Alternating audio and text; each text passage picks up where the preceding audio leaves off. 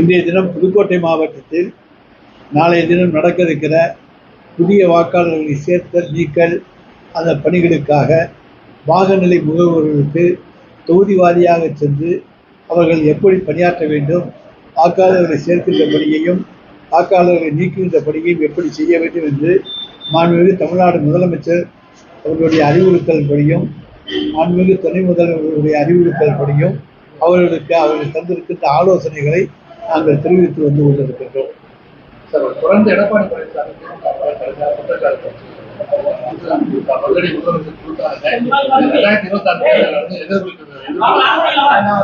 அதாவது எடப்பாடி பழனிசாமி சொல்லுகிற குற்றச்சாட்டுகள் எல்லாம் வீண் குற்றச்சாட்டுகளை தவிர வேறு ஒன்றுமல்ல.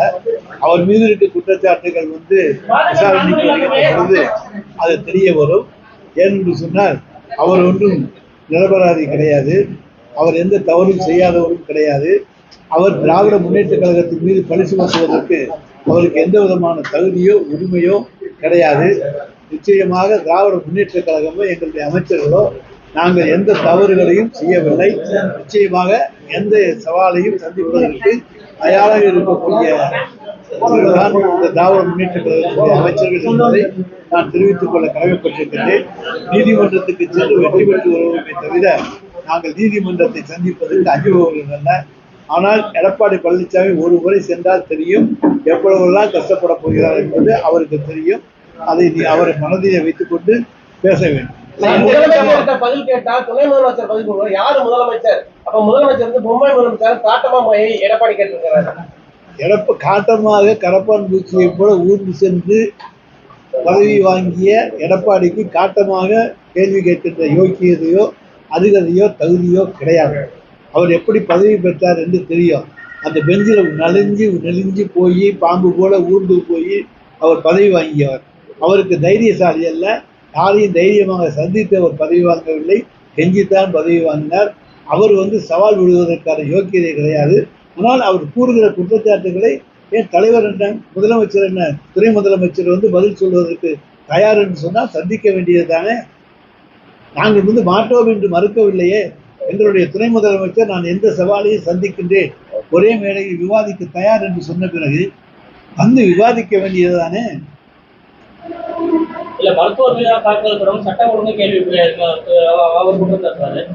நேற்றைய தினம் நடந்த ஒரு நிகழ்ச்சியை வைத்துக் கொண்டு நீங்கள் சொல்லுகிறீர்கள், ஒரு பாதிக்கப்பட்ட நபர் போய் ஒரு மருத்துவரை தாக்கி இருக்கின்றார். ஆனால் மருத்துவர் தாக்கப்படக்கூடாது என்பதுதான் சட்டம்.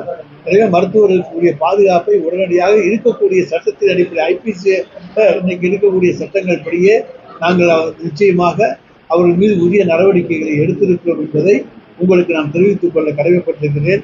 புதிய சட்டங்கள் மூலமாக புதிய நடவடிக்கைகள் அவர்கள் மீது எடுக்கப்படும்.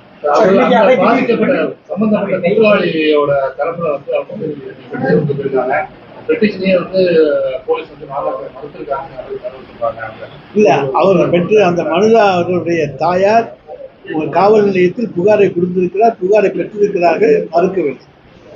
வலுவான கூட்டணி 2027 பாஜக கூட்டணி நிர்ணயிக்க வேண்டிய அவசியம் இல்லை. நான் கூட்டணி இல்லைன்னு ஒரு டே சொல்லியிருக்காங்க. அதாவது கேள்வி கேட்கிறாங்க.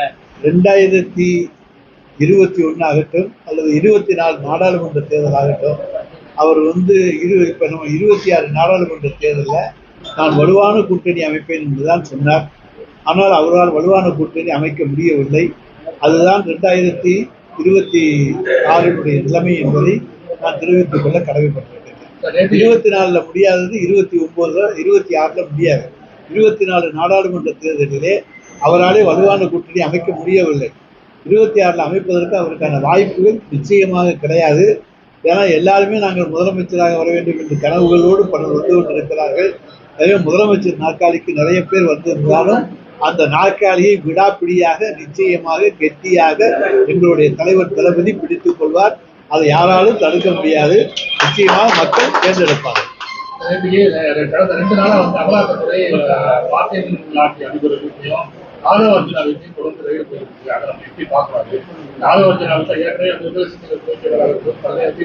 ஏதாச்சும் ஆதாரங்கள் அடிப்படையில் அவர்கள் எதுவும் செய்தால் அதை நாம் விமர்சிக்க முடியாது. ஆனால் ஆதாரங்கள் இல்லாமல் அவர்கள் கைது செய்திருந்தால் நீதிமன்றம் நிச்சயமாக நல்ல விளக்கங்களை தரும்.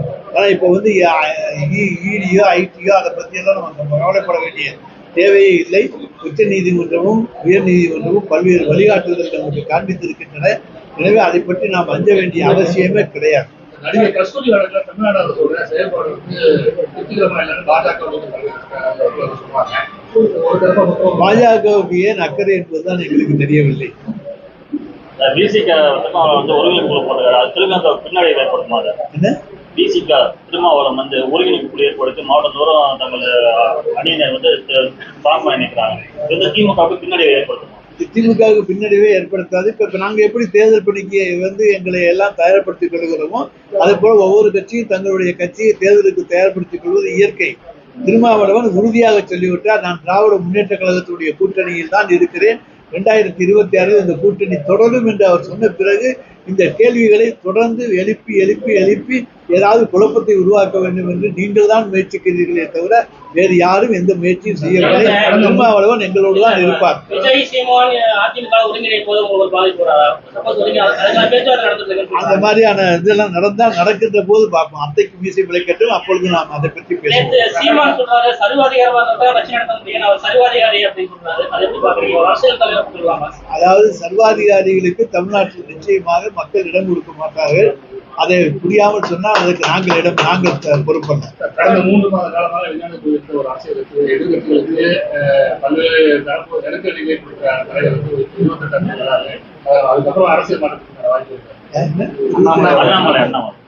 அரசியல் மாற்றங்கள்லாம் இப்ப என்ன, இது வரைக்கும் முன்னால் அவர் தலைவராக என்ன மாற்றத்தை கண்டாரு?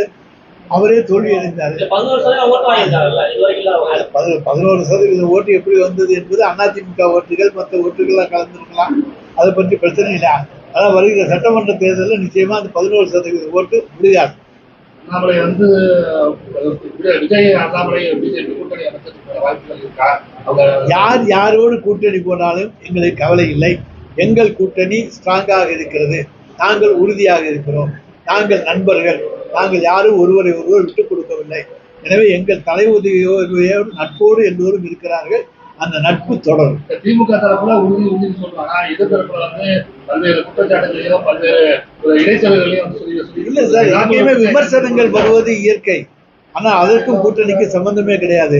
அவர் அத்தனை பேரும் நாங்கள் தலைவர் தளபதியினுடைய தலைமையை ஏற்றுக்கொள்கிறோம் என்று சொல்லிவிட்டு தான் சொல்லுகிறார்கள் தவிர யாரும் தலைவர் தளபதியினுடைய தலைமையை நாங்கள் ஏற்கவில்லை என்று யாருமே சொல்லவில்லை, யாரும் மறுக்கவில்லை. நாங்கள் யாரையும் எல்லோரையும் சுதந்திரமாக நடத்துகிற கட்சி திராவிட முன்னேற்ற கழகம். சமத்துவம் எங்களுடைய கொள்கை. எல்லோரையும் சமமாக நடத்துபவர் தான் எங்களுடைய தலைவர் தளபதி. நட்போடு அவர்களை அரவணைத்து செல்பவர் தான் எங்களுடைய முதலமைச்சரை தவிர யாரையும் அடிமைப்படுத்த வேண்டும் என்கிற எண்ணம் எங்களுக்கு கிடையாது. அது தேவையும் கிடையாது, அவசியமும் கிடையாது. அவர் துணை முதல்வர் வந்து உதயநிதி ஸ்டாலின் வந்து அரசியல் நிகழ்ச்சி நீதிமன்றத்தில் அந்த வழக்கு இருக்கு, முடிவு வரட்டு பார்த்துக்கலாம். விஜய் வந்து அரசியல் அமைச்சர்கள் அரசியல்வாதிகளுக்கு வந்து அதாவது அவர் எம்ஜிஆர் பாணியை பின்பற்ற பார்க்கின்றார். எல்லோரும் எம்ஜிஆர் ஆகிவிட முடியாது. நிச்சயமாக அவர் தோல்விதான் காண்பார். நாங்க நிச்சயமா ஏற்கனவே ஒரு அண்ணாமலை ஊழல் குற்றச்சாட்டு பட்டியெல்லாம் கொடுத்துட்டாரு. அந்த பட்டியலே புஷ்பானமா போயிடுச்சு. அதே போல இதுவும் பிசுபிசுத்து போகுமே தவிர இதனாலே அவருக்கு எந்த விதமான பலனும் அவருக்கு கிடைக்க போவதில்லை, பயனும் கிடைக்க போவதில்லை. அமைச்சர்களுக்கு வழிகாட்டு நெறிமுறைகள் இருக்கு, ஆல்ரெடி இருக்கு.